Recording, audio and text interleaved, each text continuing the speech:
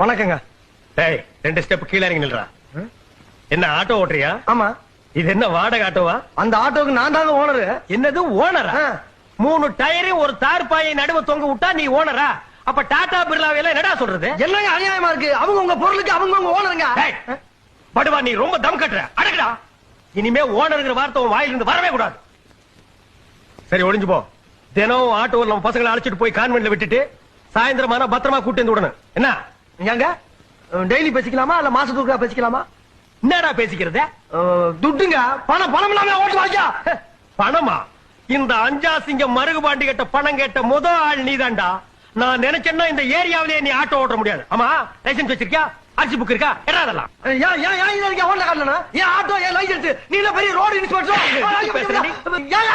பாரதேசி நாயே, வச்சிருக்கிறது ஒன்றே ஆட்டோ. நீங்க ரோடு இன்ஸ்பெக்டர் எடுத்தா பேசுவீங்களா? அடிச்சுன்னா தலை போய் ஆட்டோல